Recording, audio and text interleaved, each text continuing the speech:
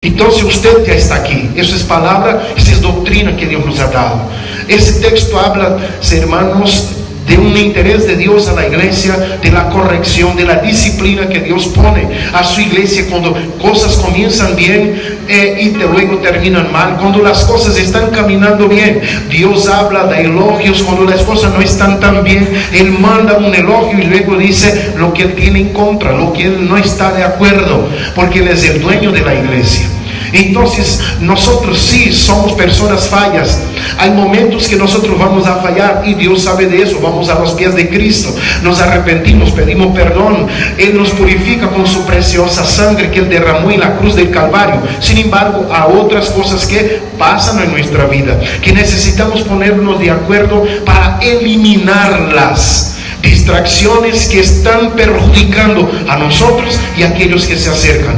Por eso la Biblia Sagrada dice que Jesús se preocupó a tal punto que envió 7 cartas a 7 iglesias que no estaban bien, caminando bien. Apenas una sola de estas iglesias el Señor elogió la poca fuerza que ellos no habían negado su nombre. Es la iglesia que estaba en Filadelfia, que aunque tenía poca fuerza, no negaron su nombre. Y el Señor dijo que los iba a librar de la época de la tribulación que iba a venir sobre toda la tierra. Ahora esta iglesia es la iglesia de Pérgamo. El mensaje a una iglesia muy bonita. Pérgamo significa literalmente fortificado. Su nombre se deriva de la palabra pergamino, que es un tipo de papel hecho de hojas, desarrollado por la nación egipcia, y pero era considerado como un material fuerte. Por eso de ahí salió la palabra Pérgamo, que significa fuerte, un papel fuerte. Y no es por casualidad que Pérgamo tenía una gran biblioteca famosa en su tiempo. Pérgamo era también una ciudad próspera, llena de cultura. La ciudad estaba situada sobre una gran montaña. La gente podía contemplarla de lejos. Encima de la montaña se encontraba una acrópolis dedicada a varios dioses paganos de aquel entonces. Los dioses principales que estaban en esta acrópolis era Zeus, tenido un reconocido dios griego, Atenea, Dionisio, Escolapio, además de la adoración al emperador romano. Escolapio fue luego más adelante les coloco delante quién es Escolapio, quién fue Escolapio. Hasta fue el padre del dios de la medicina. Allí también se estableció los magos que fueron expulsados de Babilonia en esta ciudad llamada Pérgamo.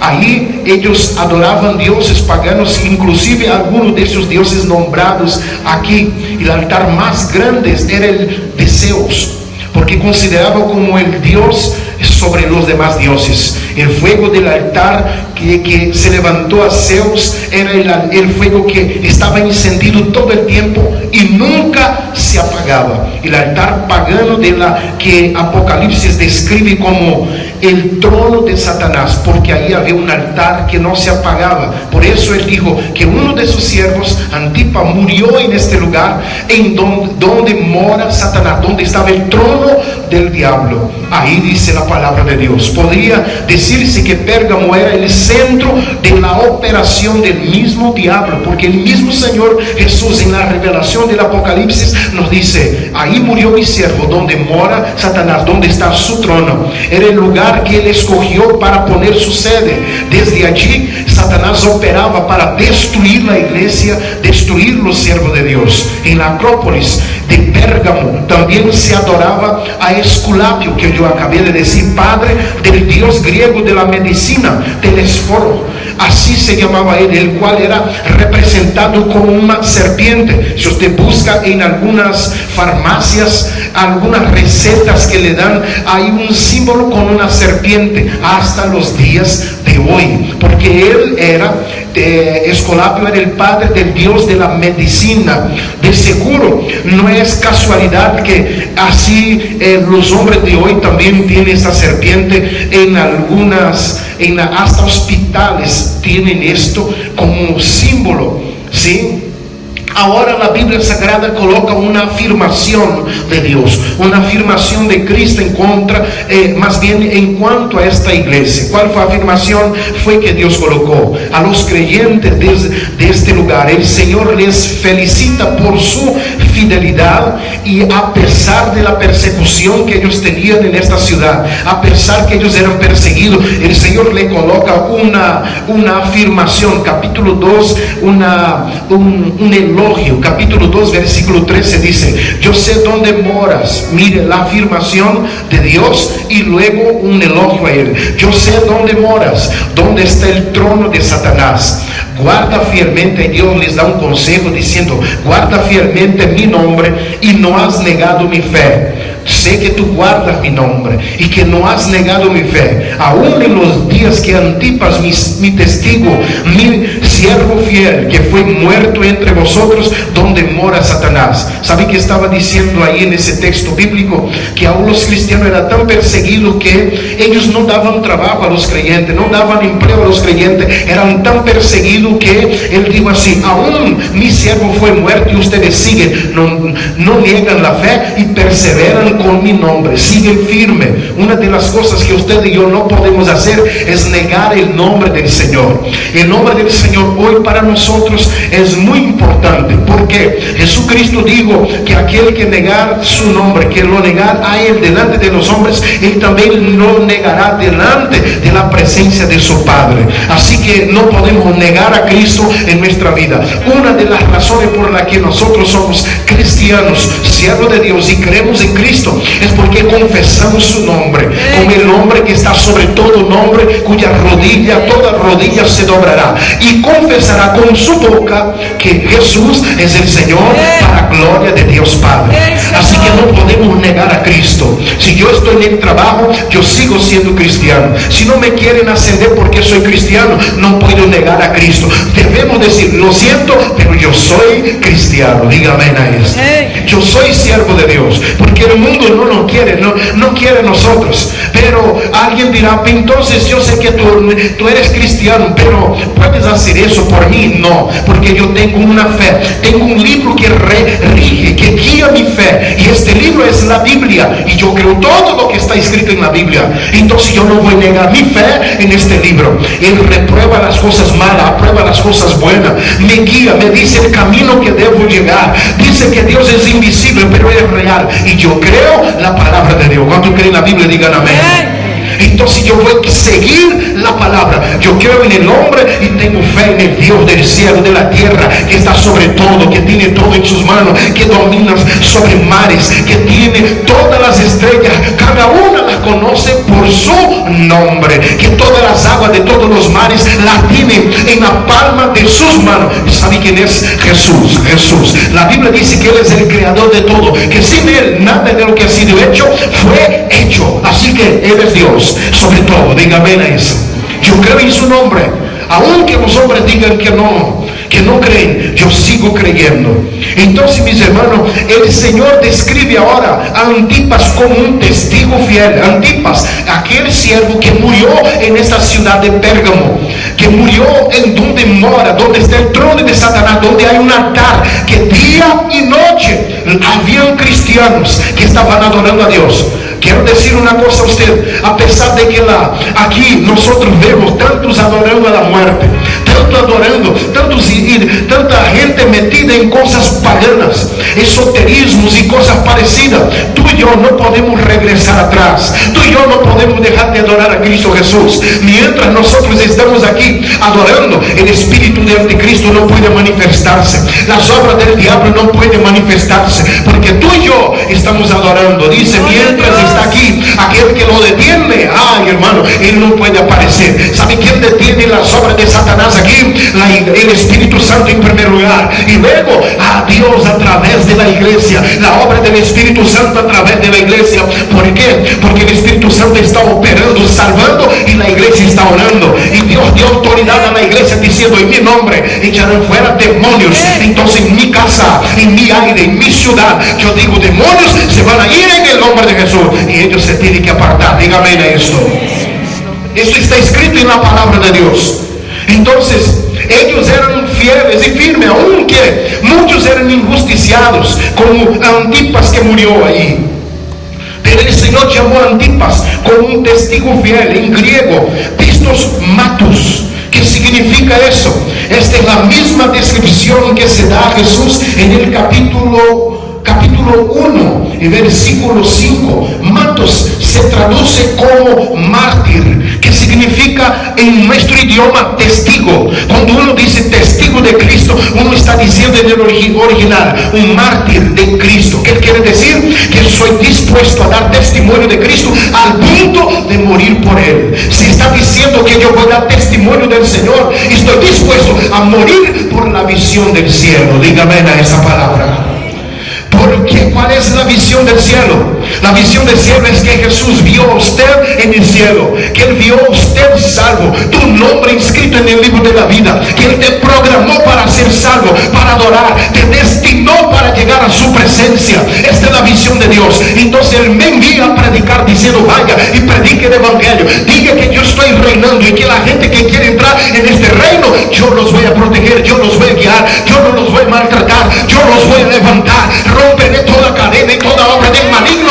Para eso se manifestó el Hijo de Dios en su reino, para deshacer las obras del diablo. Dígame a eso. Entonces yo voy y predico el evangelio. No importa si está reinando el enemigo. Si Dios mandó, los ángeles de Dios me acompañan, los ángeles de Dios están contigo. Dígame a esto. Pero te van a matar, soy un mártir, estoy dispuesto a dar mi vida por esta visión. Estoy dispuesto a dar mi vida por esta visión. ¿Por qué? Porque si Cristo no viene ahora para llevarme, si me matan, yo sé que ya estaré con Él para siempre. Dígame a eso. Eso es Dios. Nos manda a llevar una palabra, a pesar de que la iglesia esté en un lugar donde es muy difícil la predicación del evangelio, donde prohíben que se predique, donde no nos permite dar un tratado en la calle. Predica, habla de Dios, vea la forma, no te detengas, aunque pase por la muerte. Cuando testigos de Cristo están aquí, digan amén. Entonces levanta la mano conmigo y diga: estoy dispuesto a dar la vida por la visión de Jesús. Dígame, baje su mano en nombre del Señor. Uno dispuesto, hermano, a dar testimonio hasta el punto de morir, de entregarse. La verdad, hermano, es el tema central de este mensaje que Dios le dio a Pérgamo. Digamos la verdad, diga conmigo la verdad. Porque Él comienza diciendo, hablando sobre esto, hablando sobre la verdad. Mira, y escribe al ángel de la iglesia en Pérgamo, el que tiene la espada de dos filos, dice esto. Ahí comienza, luego más adelante él habla de la verdad, porque la palabra de Dios es la verdad. ¿Es qué? La verdad. Ahí, ¿qué es lo que él dice acá en ese texto? El versículo 12, él habla de ello. Él dice así, Jesús hablando a ellos, habla del filo de la espada que Él colocó en las manos de la iglesia también. Él dice aquí, en la parte del versículo, el que tiene la espada aguda de dos filos, dice esto. Él habla de una espada, que Él tiene una espada en sus manos. El versículo dice, el que tiene la espada aguda de dos filos. Mira, Efesios capítulo 6, versículo 17. Él dice así: tomad el yelmo de la salvación. ¿Y qué sigue? Y la espada del Espíritu. ¿Y la espada de qué? Del Espíritu. Ahí él dice, ¿qué es la espada del Espíritu? Que es la palabra de Dios. Entonces, ¿qué es que Jesús está hablando? El que tiene la espada aguda, la palabra de Dios aguda. Aguda quiere decir que entra en lo más profundo, en lo más recóndito, en el interior del ser humano, al punto de partir alma y espíritu, donde mis palabras, donde la psicología, donde los hombres no pueden llegar. Dios llega, Dios llega. ¿Cuántos dicen amén a eso? El hombre hasta puede tocar en tus emociones, algo que está entretejido en tus entrañas, pero no llega al espíritu. Allá adentro, la palabra de Dios llega al punto de partir alma y espíritu. Dígame, en nombre de Jesús, la palabra de Dios llega. Él está diciendo, aquel que tiene la espada aguda, dice eso. Él está diciendo, aquel que tiene palabra que juzga, palabra que levanta, palabra que rompe cadena. Él está hablando de que la palabra es una espada. Cuando yo predico la palabra, ella es tan filosa, ella es tan aguda, que va rompiendo cadena, va rompiendo esquema, va rompiendo dentro de nuestro corazón aquello que nos ata. ¿Dónde están las más grandes ataduras en el hombre? En la mente, en el alma, que son sentimientos y emociones. Ahí el Señor comienza a romper todo. Si yo estoy amargado, la palabra de Dios comienza a endulzar mi vida. Ella es más dulce que la miel. Dígame en el nombre de Jesús. Ella comienza a romper la ligadura dentro. Por eso nos manda a hablar la verdad, predicar la palabra. Hebreos capítulo 10 versículo 12 dice, porque la palabra de Dios es viva y eficaz. La palabra es la espada aguda. Ella es viva y eficaz, y más cortante que cualquier espada de dos filos. Penetra hasta el punto de dividir alma y espíritu, de las coyunturas y tuétanos, y es poderosa para discernir los pensamientos y las intenciones del corazón. Y no hay cosa creada, dice el texto, oculta a su vista, sino que todas las cosas están al descubierto y desnuda ante los ojos de aquel que tenemos que dar cuenta. Está hablando de lo poder de la palabra de Dios que el Señor tiene en sus manos. Eso es Dios. La espada aguda aquí es palabra. El Señor usa la palabra, su espada, para acabar con el engaño y con la mentira, porque está escrito en la palabra de Dios: y conoceréis la verdad, y la verdad os hará ¿qué? Libre. Ella liberta, ella rompe los esquemas, las ataduras en donde te forjaron y te ataron. La palabra de Dios entra y comienza la libertad. Entonces, donde hay libertad, muchas de las veces decimos que aquí en el templo baila, salta, porque hay libertad en la presencia de Dios. Pero sabe que realmente que la Biblia está hablando aquí, en ese texto bíblico, está hablando de dentro de usted, que dentro de usted hay libertad para glorificar, para hablar, para levantar la mano, para gozarse, para creer que Satanás no te puede atar adentro de tu alma. Donde está el Espíritu de Dios, dentro de mí, entonces dentro de mí hay libertad. Dígame a esa palabra, hay libertad del Señor. Dentro de mí soy libre. Ay, hermano, soy libre en Cristo Jesús, para la alabanza de su nombre. Quizás alguien no sepa lo que estoy pensando, pero Dios me dio libertad para glorificar. Alguien dice: cállate, nunca más vas a alabar a Dios. Pero dentro de mí yo tengo libertad de decir alabanza al Rey de Reyes y Señor de Señores, al que vive y reina por los siglos. Diga, ven a eso. Es por eso que no podemos decir, cuando alguien no está saltando, está con los ojos cerrados: ¿por qué no salta este? ¿Por qué está así? No sabemos que está dentro, pero quizás dentro le está diciendo: Dios, ten compasión de mí, sé propicio a mi pecador, tenga misericordia de mi vida. Cuando dicen amén, en nombre de Jesús, Dios nos da esta bendición. También con ella, mi amado hermano, con ella acabará la iniquidad al final de los tiempos, con su palabra, con la espada. Apocalipsis capítulo 19, el versículo 15 dice: de su boca sale una espada afilada para herir con ella las naciones, y las regirá con vara de hierro, y él pisa el lagar del vino, del furor de la ira del Dios Todopoderoso. Mira cómo comienza el versículo: de su boca sale una espada afilada para herir con ella a las naciones. ¿Qué es esa espada? La palabra. Serán chocados cuando el Señor diga: ustedes están mal, ustedes no pueden. Eso yo les dije que no. Las palabras que saldrán de la boca del Señor,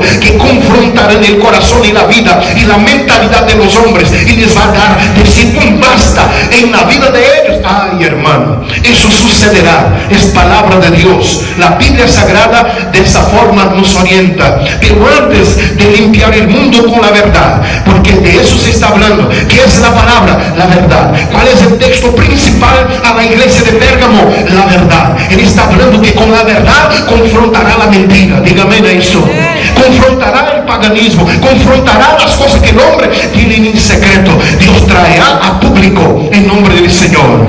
Hermanos queridos, Él está en contra de algunas cosas. Colocó ante ellos esta palabra. Hay dos cosas que el Señor tiene en contra de la iglesia de Pérgamo. ¿Cuáles son? Estaban mezcladas, haciendo un revuelto entre ellos, sectarios, de doctrina, un revuelto. Y que ellos amaban la palabra, ellos seguían la fe, pero permitieron que gente estuviera dentro de ellos, contaminando. ¿Haciendo qué? Contaminación. Personas que estaban dentro. Digo, tengo en contra de vosotros que ustedes permiten algunas cosas. ¿Qué cosas ellos estaban permitiendo? Miren, la primera cosa, la palabra de Dios, le quiero colocar ese versículo que dice la Biblia: desead como un niño recién nacido la leche no adulterada. ¿No qué? Adulterada. Yo estuve predicando en algunos lugares. En estos lugares ellos sacaban de la ubre de la vaca, así cuando la leche bien fina y fuerte, y me daban para tomar. Y yo, ¡ay, qué leche tan preciosa! Y así tomaba yo. Algunos les daba porque lo acababan de sacar, pero yo veía a los bebés, los niños tomando. Yo voy a tomar también eso, un vasito, y lo tomé. Una leche no adulterada. El Señor dice: desead como niños recién nacidos la leche no adulterada de la palabra de Dios, no mezclada, de la palabra de Dios. Pero aquí en ese texto está hablando de Jesús. Ustedes están adulterando la leche que yo les di, la palabra que yo les di. Están mezclando primero con la doctrina de Balaam. ¿Doctrina de qué? Muchos trayendo doctrinas falsas. Apocalipsis capítulo 2 versículo 14 dice: pero tengo unas pocas cosas contra ti. Si usted quiere abrir ahí, mire lo que él dice. Que dice: pero tengo unas pocas cosas contra ti, porque tienes ahí a los que mantienen la doctrina de Balac, que enseñan a Balac a poner tropiezo ante los hijos de Israel, a comer cosas sacrificadas a los ídolos y a cometer actos ¿qué? Actos de inmoralidad. ¿Qué era esto? La doctrina de Balaam. Esta historia, hermanos, se encuentra en Nehemías capítulo 24 versículo 25. Balaam era un profeta que Dios había llamado, pero que él fue seducido por la ganancia del dinero. Fue contratado por un rey llamado Balac para maldecir a los israelitas. Entonces era un profeta pagado. Usted no ha visto muchos profetas de esos por ahí. Ay, hermano, yo pregunté a un cierto pastor: mire, este hermano va a predica muy bien, quiero invitarlo a la iglesia. Y el hermano me dijo: su ofrenda no baja de 2,000, 3,000 pesos. No baja de ahí, tiene que ser de ahí hacia arriba. Entonces le tengo que pagar. Le tengo que pagar para que él profetice, para que él dé palabra de Dios. Entonces eso no va a suceder en la iglesia, porque aquí quien habla es Dios, quien obra es Dios, quien obra es el Espíritu Santo. ¿Cuántos dicen amén a eso? No son hombres, tiene que ser Jehová, tiene que ser el Señor. Y había personas alimentando esas características en ese tiempo, y Dios dijo: no apruebo, tengo algo en contra de ti, que apruebas a aquellos que tienen la doctrina de Balaam, ese estilo de vida que tiene Balaam. Y además de eso, come cosas sacrificadas. Alguien preguntará: ¿qué es una cosa sacrificada a un ídolo? Cuando alguien te invita a una fiesta a un ídolo, aquella imagen es la imagen de la muerte. Están haciendo un banquete y usted tiene mucha hambre y te invitaron. No importa cómo, usted llegó para comer aquella comida, sacrificar a aquel ídolo. La Biblia dice que esa es una mala doctrina, y muchos cristianos están metidos en estas culturas paganas. Sal de ahí, no entre por este medio, porque usted va a recibir maldición. Y el mismo Señor Dios va a decir: tengo algo en contra tuyo. Imagínate que usted llega a la puerta del cielo para entrar, y el Señor dijo: aquí no puede entrar. ¿Por qué? Porque yo tengo algo en contra de ti. Tengo algo en contra de ti. Tengo algo en contra de ti. Ahora, hermano, que alguien que aquí en la tierra digo: tengo algo en contra de ti, yo puedo hasta confrontar, pero ¿Con quién puede confrontar a Dios? Él que es la verdad, Él que escudriña los corazones, Él que conoce todo lo que está dentro de nosotros, Él que sabe todas las cosas. ¿Quién lo puede confrontar? ¿Quién conoció la mente de Dios? ¿Ah? ¿Quién puede hacerlo? Nadie. Así que Dios nos confronta. Tengo algo en contra tuyo. ¿Qué puedo hacer yo? Solamente lo que puedo hacer. El mismo Señor Espíritu Santo en muchas oportunidades escribiendo, inspirando a los hombres, más bien a escribir, dijo: ay de aquel. Pero cuando alguien preguntaría, anciano, predicador, apóstol grande, incomparable de aquel entonces, ¿qué estás sintiendo? Él seguiría diciendo: ay. Y alguien diría: pero Pablo, ¿dónde está doliendo? Quizás siente un dolor de estómago. ¡Ay! No, y si él está viejo, quizás tiene un dolor de cabeza. Y él dijo: ¡ay de mí si no predico el Evangelio! Si no predico, ¿qué? El Evangelio. Predicación de la palabra. Predicar, llevar el Evangelio, las buenas noticias. Si no llevamos, ay hermano, es lo único que nos tiene que doler. Amén. En nombre de Jesús. El apóstol Pablo llevaba el Evangelio, pero aquí es Jesús, el apóstol de nuestras almas, el Señor de señores, hablando y confrontando la iglesia. En 2 de Pedro capítulo 2 versículo 15 dice: abandonando el camino recto, se ha extraviado siguiendo el camino de Balaam, el hijo de Beor, quien amó y pagó, que amó el pago de la iniquidad. O sea, amó el dinero, pago de la iniquidad, para maldecir personas.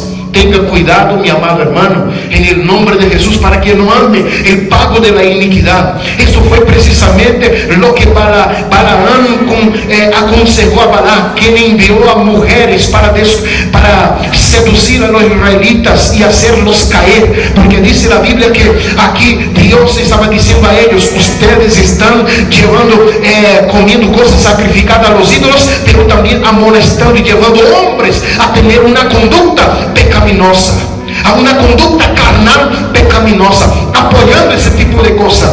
Dios, escuche una cosa, mi amado hermano, de mi parte como pastor, en el nombre de Jesús, jamás apoyaré una conducta pecaminosa, una degradación de la carne, mostrando, conquistando, yendo con uno y con otro. No apoyaré jamás.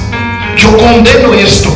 Si alguien habla por ahí y dice: mire lo que el pastor está haciendo, ¿qué estoy haciendo? Mire que el pastor está apoyando algo que es indebido. Jamás apoyaré lo que está fuera de la palabra de Dios. Está condenado por Dios, yo lo condeno también. ¿Me está entendiendo, mi amado? En nombre de Jesús. Pero Balaam aconsejó a Balac a que contaminara a los hijos de Israel a través de mujeres para hacerlos caer y pecar. Y así la Biblia dice que sucedió. En Números capítulo 31 versículo 15 y 16 dice así: y les dijo Moisés: habéis dejado con vida a todas las mujeres. He aquí que estas fueron la causa de que los hijos de Israel, por el consejo de Balaam, fueron infieles al Señor en el asunto de Peor. Por lo que hubo plaga entre la congregación de Israel. Habrá en medio de uno plagas. Ay, porque eso me está pasando. Se contaminó. Eso es Biblia, eso es palabra de Dios. Nuestro libro que guía nuestra fe. Alguien dirá: pero pastor, este libro fue escrito por hombres. Pero hombres de Dios, guiados por el Espíritu Santo. No tenga miedo del satanismo. No tenga miedo de los hombres. No tenga miedo de la masonería. Dios está sentado en el trono y está guiando todas las cosas.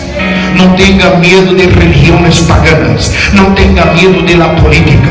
Dios está en el trono y está guiando todas las cosas. Él es el rey que reina sobre todo. Diga amén a esto.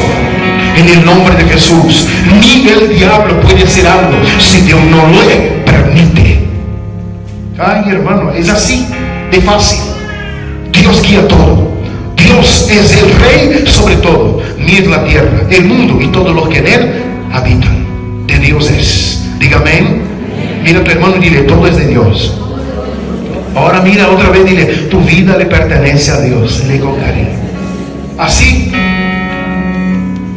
Pero había otra doctrina, la doctrina de los nicolaitas, cosas que pasaban en la iglesia de aquel entonces. ¿Cuál era esta? La doctrina de los nicolaitas, capítulo 2, versículo 15. Así tú también tienes algunos, de la misma manera, mantiene la doctrina de los nicolaitas.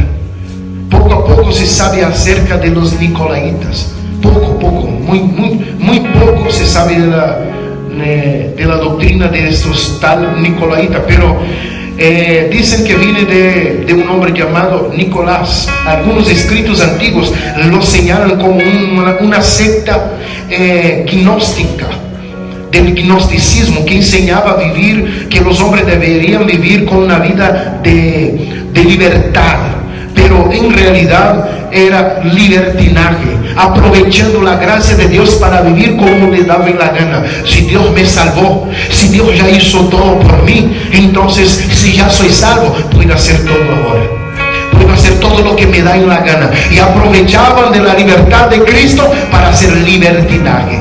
Se llama gnosticismo.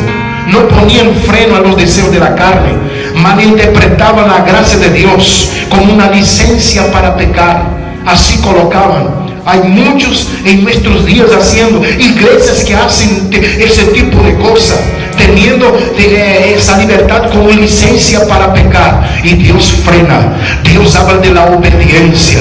La Biblia dice que Jesús es autor, escuche bien, Jesús es autor de eterna salvación para aquellos que le obedecen, para aquellos que viven bajo obediencia. Ahí en la obediencia siempre decimos, hay bendición. Diga conmigo, en la obediencia hay bendición. Y muchos no están bajo bendición, ya salieron del patrón de Dios. Pero el Señor nos instruye, nos llama a solucionar este problema, diciendo, eso es lo que tengo en contra de ti. Quita este libertinaje de en medio de vosotros. ¿Qué quiere decir? Que hago lo que, mire, soy adulto, pero estoy bajo autoridad. Primero, la autoridad suprema es Dios. Luego en la tierra Dios coloca pastor y dice, obedeced a vuestros pastores. Pero en el Señor, como la Biblia, ahora debemos sujetarnos a Dios, estar firme con Él. La solución, hermano, aquí es volvernos a la palabra de Dios, la cual es la verdad absoluta. No leer libros extrabíblicos, sino leer la Biblia. Tome la Biblia, coma la Biblia. ¿Cómo voy a leer otros libros si la misma Biblia no he leído completa una sola vez? Pero me gusta leer otros libros que hablan de la Biblia, pero la Biblia no la he comido completa. Comience a leer la palabra. ¿Cómo solucionar esos problemas que Dios apuntó aquí? Que el Señor dijo, la doctrina de Balaam, comer cosas sacrificadas a los ídolos. ¿Cómo solucionar ese tipo de cosas? En nuestro tiempo, muchos cristianos están maldecidos porque nosotros a veces creemos, hermano, en los libros que los hombres escribieron y decimos, la Biblia fue escrita por hombres también, pero esos fueron hombres de Dios, inspirados por Dios. Esos fueron hombres ungidos del Señor, colmados de bendición, fueron agiógrafos para escribir la revelación, dejar registrada la revelación de Dios. Ahora, esos libros de ciencia que hay por ahí, que muchos creen, fue escrito por hombres paganos, estudiosos, sí, profundos en las materias que ellos están estudiando de ciencia, sí, pero nunca espirituales. ¿Nunca qué? Nunca, jamás espirituales. Religioso, para hablar de ligar el hombre con Dios. La palabra religión en su sentido original significa ligar con Dios. Es para que usted conozca y se ligue con Dios, tenga comunión con Dios. Dígame a esto. En nombre de Jesús. Pero el Señor promete primero maná escondido. ¿Qué es el maná? Maná es un símbolo de la palabra de Dios. Cuando dice maná escondido, está diciendo, te revelaré mis secretos en mi palabra. Te daré revelaciones, te iluminaré la mente, el corazón, para entender lo que yo he escrito. Porque muchos están leyendo la Biblia y no la entienden. Pero si tú eres fiel, te daré a comer el maná escondido. Dígame eso. Cosa que el ojo no vio, el oído no oyó, ni ha subido al corazón del hombre, son las que Dios preparó para aquellos que le aman. Dios revelará su palabra. Dios traerá revelación bíblica. Segundo, que Él nos da que el Señor coloca, no es apenas el maná, porque Él dice: el vencedor, quien haya combatido las falsas doctrinas, recibirá revelación de los secretos de Dios. No acepto falsa doctrina, no acepto la mala doctrina, yo acepto la revelación de Dios. El Señor dijo: tiene y va a recibir más. Recibió revelación, ahora va un poco más. Dígame a eso. Dios le revelará más en nombre de Jesús. Y la segunda, una piedrecita. Mira, primero maná, segundo revelación, piedra blanca. Diga piedra blanca. Piedra blanca. En la antigüedad, hermano, la antigüedad, las piedras preciosas eran otorgadas como premios de reconocimiento a los servidores de la comunidad y a aquellos que tenían victorias militares.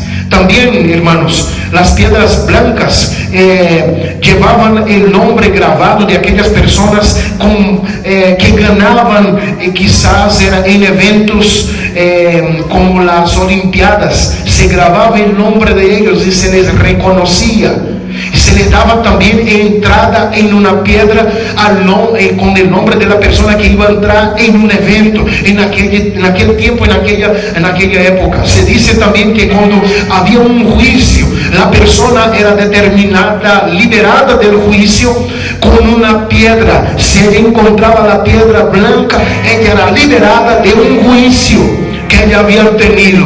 El Señor coloca diciendo así: aquel que venza tendrá una piedra blanca con un nuevo nombre, y el Señor los levantará. Capítulo 19, versículo 9 dice: y el ángel me dijo: escribe, bienaventurados los que están invitados a la cena de las bodas del Cordero. Y me dijo: estas son palabras verdaderas de Dios. ¿Qué quiere decir? Quizás esta piedra blanca es la invitación que Dios nos dará para entrar en la fiesta de las fiestas, que se llama bodas del Cordero. ¿Cuándo será este evento? Cuando salgamos del tribunal de Cristo, después del arrebatamiento de la iglesia, habrá una fiesta en el cielo llamado boda del Cordero, pero solamente entrará ahí quien tiene la invitación. Y esta piedra blanca con un nuevo nombre que Dios me dará, que Dios me llamará. Ay, hermano, para entrar en ella yo debo tener mi nombre inscrito en el libro de la vida, porque ahí está. Y el Señor colocará con este nombre nuevo que Él me dio en esta piedra blanca y me la dará. Quizás para entrar en la boda del Cordero, qué bendición será gozarme, estar ahí con el Señor para siempre, en el nombre de Jesús. Cuando dicen amén. Por eso el Señor ama a la iglesia y llama a la iglesia diciendo: quitar en medio de vosotros la idolatría, comer cosas sacrificadas a los ídolos, quitar en medio de vosotros las malas enseñanzas, los malos hábitos, la mala doctrina, quitar en medio de vosotros toda la doctrina de Balaam, el libertinaje. Sean santos como vuestro Dios santo es. El mayor milagro que Dios quiere no es colocarlo, devolver un ojo a aquel que no tiene, engendrar una pierna, hacer un milagro de creación donde no hay nada. El mayor milagro es que usted se arrepienta y viva en santidad, que usted tenga compromiso con Dios, que usted viva con Dios, que usted tenga un encuentro real con el Señor. Y eso es gratis. Usted no tiene que pagar, usted no tiene que dar ofrenda, usted no tiene que hacer trueque con nadie. El Señor te da para si usted se arrepiente de sus pecados, si usted tiene un encuentro con el Señor te limpiará. Y a cualquier momento nuestro Señor Jesús, es justo, vendrá por su pueblo, por su iglesia. Él es poderoso.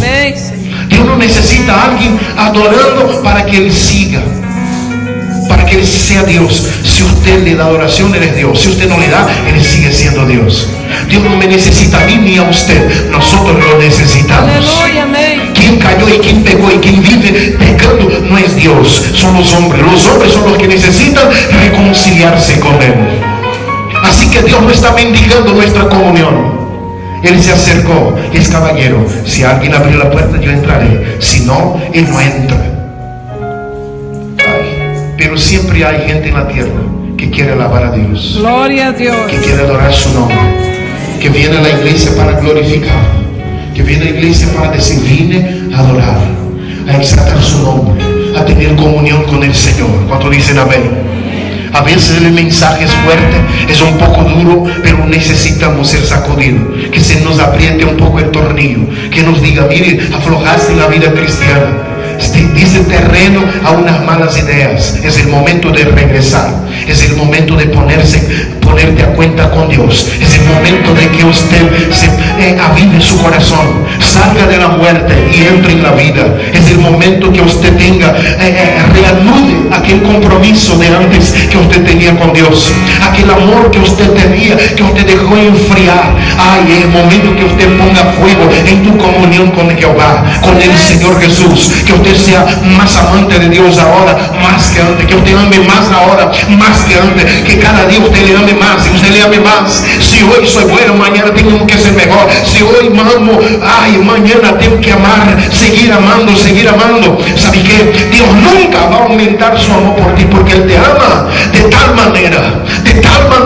amó Dios al mundo, que dio su Hijo unigénito, para que todo aquel, no hay un número que puede contar cuánto Dios nos ama, porque Él nos amó de tal manera. Ahora usted y yo, no hay nada, escuche bien, que usted pueda hacer que haga que Dios deje de amarte. Él te ama. Pero soy pecador, Él te ama. Pero yo soy el más vil pecador, Él sigue amándote, porque donde abundó el pecado, sobreabundó la gloria de Dios, la gracia de Dios, el amor de Dios por ti.